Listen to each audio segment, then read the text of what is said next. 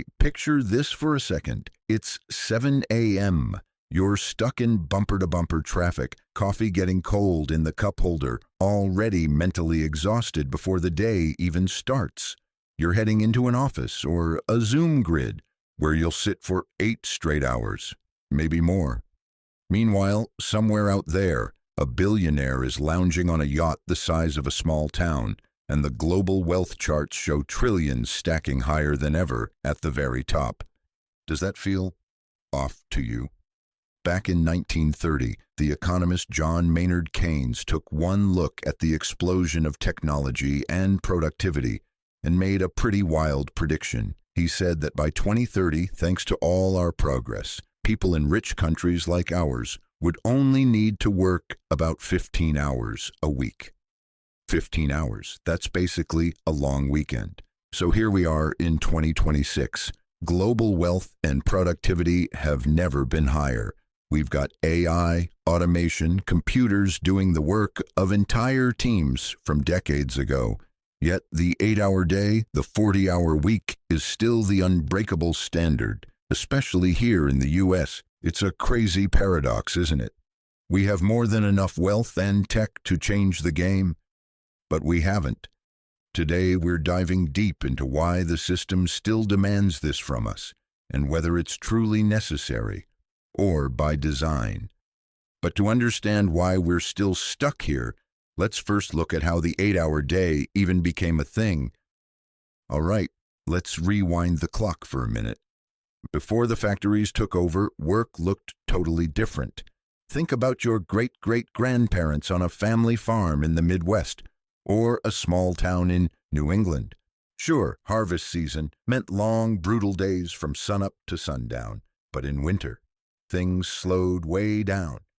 You fixed tools, spent time with family, maybe even took a few days off. Work followed the seasons and the sun, not a punch clock. It was hard, but it wasn't rigid. Then the Industrial Revolution hit like a freight train. Suddenly, massive factories in places like Chicago, Pittsburgh, and Detroit demanded bodies on the line from 6 a.m. to 10 p.m., 12, 14, even 16 hours a day, 6 or 7 days a week. Kids as young as 8 were crawling into coal mines or minding dangerous machinery because their tiny hands were perfect for the job. Exhaustion, injuries, and child labor weren't side effects, they were the system. Bosses treated workers like machines because, well, the machines needed feeding. People started pushing back. In 1817, a Welsh factory owner named Robert Owen came up with this radical idea. The 888 slogan, 8 hours of work, 8 hours of recreation, 8 hours of rest. He actually tried it in his own mills and saw productivity stay strong, but most owners laughed it off. Here in America, workers had had enough. In 1886, hundreds of thousands marched for the 8-hour day. In Chicago, things turned violent at Haymarket Square. A bomb went off, police opened fire, and it became a national flashpoint. People literally died for the idea that 8 hours should be enough. Then something wild happened in 1914. Henry Ford, the guy who basically invented the assembly line, shocked everyone. He cut the workday to 8 hours and doubled his workers' pay to $5 a day. Output, it actually went up. Profits soared. He proved shorter hours could work. Still, it took decades of strikes, lobbying, and the Great Depression before the government stepped in. In 1938, President Roosevelt signed the Fair Labor Standards Act, the law that finally made the 40-hour week the legal standard across the United States. So the 8-hour day made sense back then. But today, with all our wealth and technology, why hasn't it evolved? That's where things get interesting. Now that we know where the 8-hour workday came from, let's talk about the elephant in the room. We live in the wealthiest era in human history. Global wealth has exploded. Technology has made us insanely more productive. Yet most of us are still grinding away the same 40 hours a week our grandparents fought for. Here's the reality in 2026. According to recent UBS and Oxfam data, the top roughly 1.6% of people on Earth now own nearly 50% of all global wealth. At the same time, the combined wealth of the world's billionaires has reached an astonishing $18.3 trillion. That's trillion with a T. Meanwhile, the bottom half of the entire global population, over 4 billion people, owns almost nothing in comparison. It's like we've been baking a much bigger pie than ever before. But somehow, most people are only getting a smaller slice. Let's bring this home to America. Since 1979, worker productivity in the U.S. has increased by 92%. We're producing way more per hour than we did almost 50 years ago. But the typical worker's pay, it's only gone up about 34% during that same time, according to the Economic Policy Institute. Where did all that extra wealth go?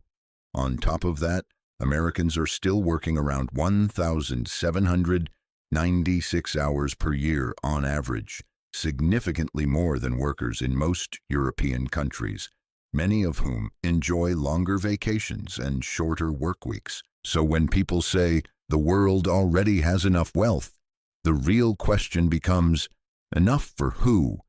Because the wealth is clearly there. It's just not being distributed in a way that gives ordinary people more time and freedom. Instead, it's being heavily concentrated at the very top. If there's so much wealth, why doesn't it translate into less work? Let's look at the economic machine driving this. If there's so much wealth, why doesn't it translate into less work? Let's look at the economic machine driving this. The truth is, our modern economic system isn't really designed to give us more free time. It's designed to generate endless growth, profit, and consumption. Capitalism, at its core, runs on expansion. It's like a shark. It has to keep moving forward or it dies. Companies must grow their revenue and profits every quarter to satisfy investors, keep stock prices rising, and stay competitive.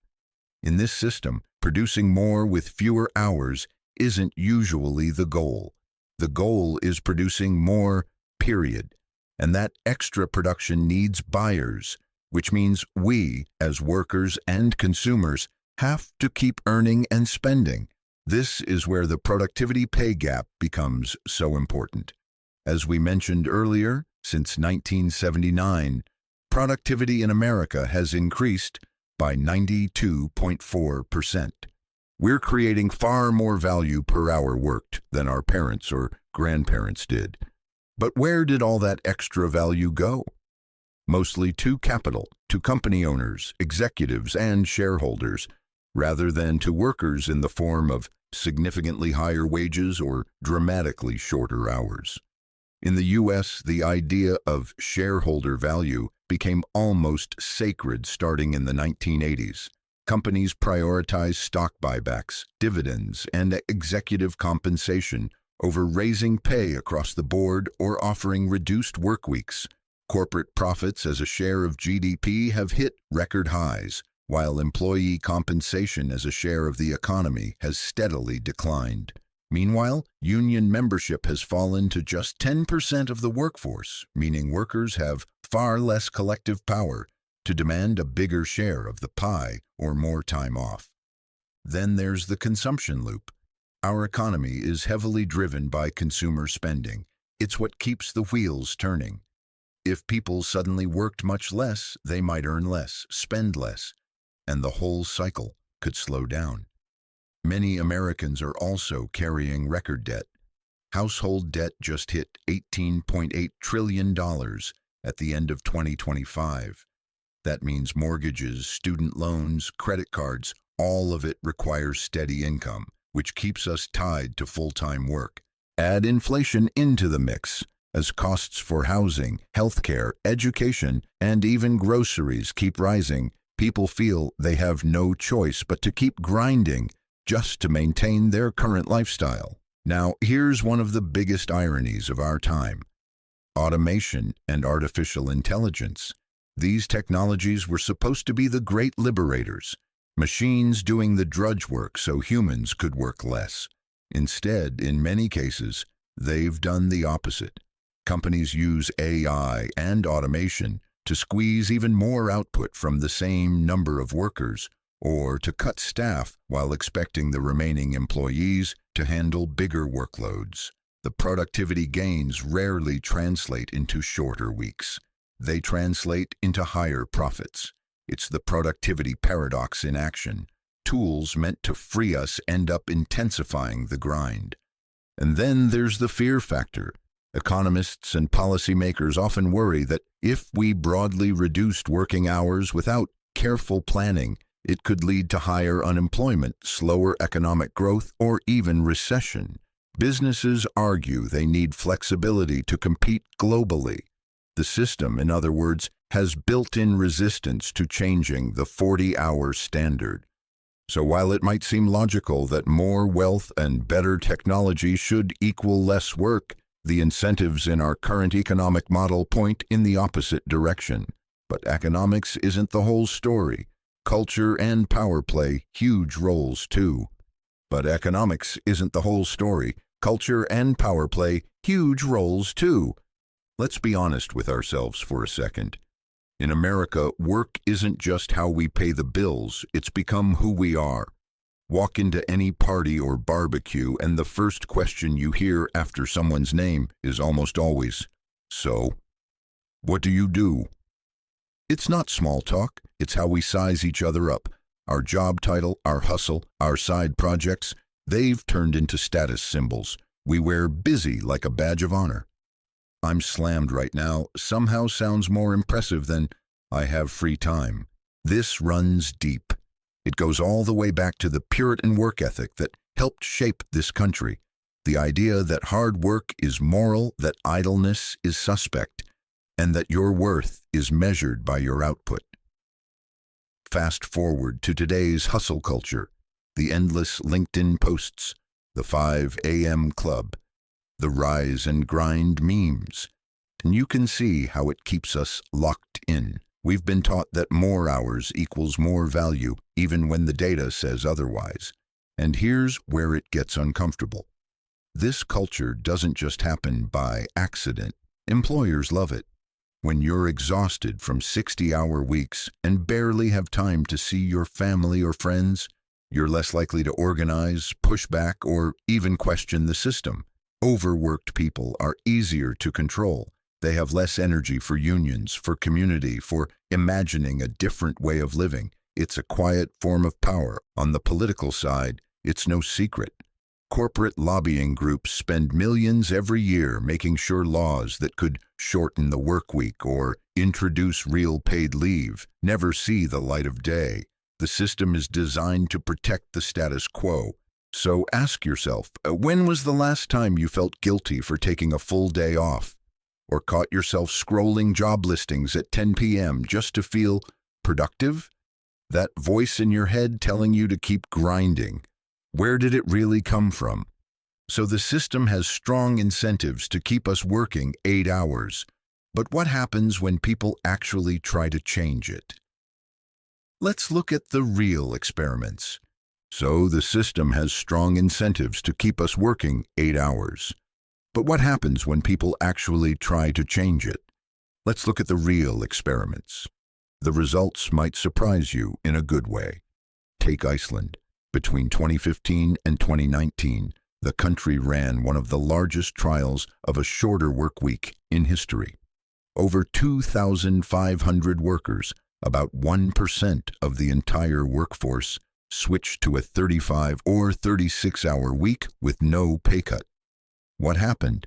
Productivity stayed the same or actually increased in most cases. Burnout dropped dramatically.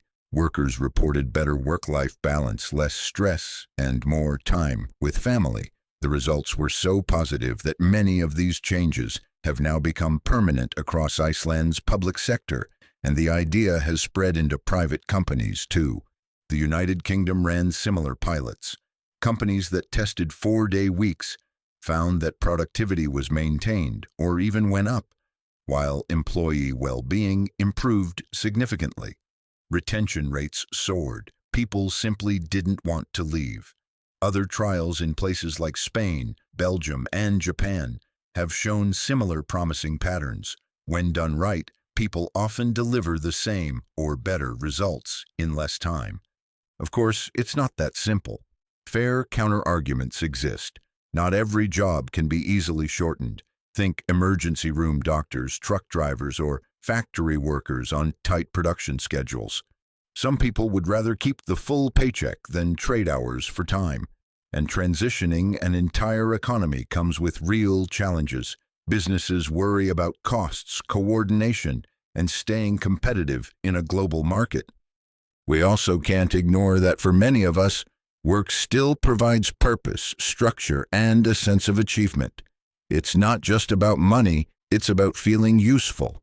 These experiments show change is possible. So why isn't it happening everywhere? Let's wrap this up with what it all really means for us. So let's bring it all together. We still work 8 hours a day, not because it's some unbreakable law of nature, but because the system is built on powerful incentives, endless economic growth, shareholder profits, and constant consumption. Culture tells us that our worth is tied to how busy we are, while power structures from corporate boardrooms to political lobbying benefit from keeping us overworked and less organized. The wealth and technology are there, but the incentives push in the opposite direction. In 2026, with all this wealth and technology at our fingertips, is this really the best we can do? I want to hear from you in the comments. Would you trade some pay for more free time? If you suddenly had an extra 10 or 15 hours every week, what would you actually do with it? Would you spend more time with family, learn new skills, travel, create, or just rest? If this video made you pause and rethink the way we live and work, hit that like button. It really helps the channel. And if you want more deep dives into questions like, why does the system exist like this? Make sure to subscribe and turn on notifications. The future isn't set in stone. The 8-hour day was a compromise for another era. Maybe it's time we start imagining and demanding something better. What do you think? Drop your thoughts below. I'll be reading every comment. See you in the next one.